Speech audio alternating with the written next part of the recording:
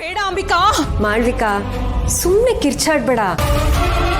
ಮುಂದೆ ಹೋರಾಡೋದಕ್ಕೆ ನಿನಗೆ ಇನ್ನೂ ಜಾಸ್ತಿ ಶಕ್ತಿ ಬೇಕಾಗಿದೆ. ಈಗ ಸುಮ್ಮನೆ ಕಿರ್ಚಾಡಿ ನಿನ್ನ ಎನರ್ಜಿನ ವೇಸ್ಟ್ ಮಾಡ್ಕೋಬೇಡ. ಯಾಕಂದ್ರೆ ಸೋತವ್ರ ಜೊತೆ ಯುದ್ಧ ಮಾಡೋದಕ್ಕೆ ಮಜಾ ಬರಲ್ಲ. ಅದು ನನಗೆ ಇಷ್ಟನೂ ಇಲ್ಲ. ಏಯ್, ನಾನು ಸೋತು ಇಲ್ಲ, ದಾಸಿನೂ ಅಲ್ಲ. ರಾಣಿ ಕಣೆ, ಮಹಾರಾಣಿ, ಈ ಮನೆಗೆ ಮಹಾರಾಣಿ. ನೀನು ನನ್ನ ಮಗನ ಸತ್ತೋಗಿರೋ ಹೆಂಡತಿ.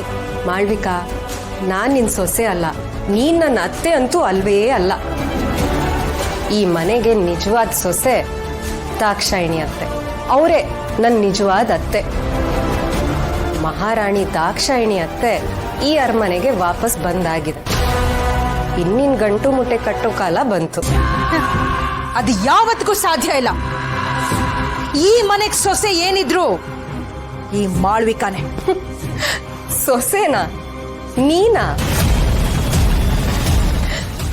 ಮಾಳ್ವಿಕಾ, ನಂದೊಂದು ಚಿಕ್ಕ ಪ್ರಶ್ನೆ ಇದೆ, ಉತ್ತರ ಕೊಡ್ತೀಯಾ? ಈ ಜಗನ್ನಾಥ್ ಮಾವನ್ ಸಾಮ್ರಾಜ್ಯದಲ್ಲಿ ಬದಲಾಗಿರೋ ಇವತ್ತಿನ ಪರಿಸ್ಥಿತಿಯಲ್ಲಿ ನಿನ್ ಸ್ಥಾನ ಏನು? ನಿನ್ ಅಸ್ತಿತ್ವ ಏನು? ಅಸ್ಲಿ ಒಡತಿ ಬಂದ್ಮೇಲೆ ನೀನ್ ಬರೀ ಕಸದ್ ಬುಟ್ಟಿಗೆ ಸಮ ಅಲ್ವಾ? ಇದೆಲ್ಲದಕ್ಕೂ ಕಾರಣ ನೀನೇ ಅಂಬಿಕಾ. ಆ ದಾಕ್ಷಾಣಿನ ಹುಡುಕಿ ಮನೆಗೆ ತಂದು ನನ್ನ ಇಡೀ ಪ್ಲಾನ್ ನ ಹಾಳು ಮಾಡಿದ್ದು ನೀನೇ. ಹೋ, ನಿನಗೆ ಗೊತ್ತಾಯ್ತಾ? Thanks for the compliment Malvika. ನಾನೇ ಮಾಡಿದ್ದು. ಆದ್ರೆ ಇದು ಬರೀ ಆರಂಭ. ಅಂತ್ಯ ಇನ್ನು ಭಯಂಕರವಾಗಿರುತ್ತೆ. ನಿನ್ ಲೈಫ್ನ ಪ್ರತಿ ದಿನ ಪ್ರತಿ ಕ್ಷಣ ಜೀವಂತ ನರ್ಕ ಮಾಡೋದೇ ನನ್ನ ಫೇವ್ರೆಟ್ ಕೆಲಸ ಆಗಿದೆ. ಇಷ್ಟ ದಿನ ಬೇರೆಯವ್ರಿಗೆ ಕಣ್ಣೀರ್ ಹಾಕ್ಸಿ ಮೆರಿತಿದ್ದೆ. ಆದ್ರೆ ಇವತ್ತು ನಿನ್ ಮುಖದಲ್ಲೇ ಹತಾಶೆ, ನಿರಾಶೆ, ಅಸಹಾಯಕತೆ ನೋಡ್ತಿದ್ರೆ ನನಗೊಂಥರ ಖುಷಿ ಆಗ್ತದೆ. ಕೌಂಟ್ ಡೌನ್ ಶುರುವಾಗಿದೆ ಮಾಳ್ವಿಕಾ.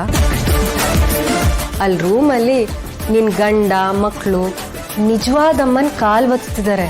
ಹೋಗಿ ನೋಡು. ಬಟ್ ಮೊದ್ಲಿಗೆ ನಿನ್ ಸುಟ್ಟೋಗಿರೋ ಕೈನ ಆರೈಕೆ ಮಾಡ್ಕೊ.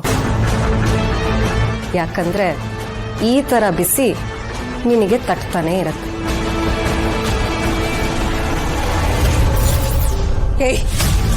ಏ ಅಂಬಿಕಾ,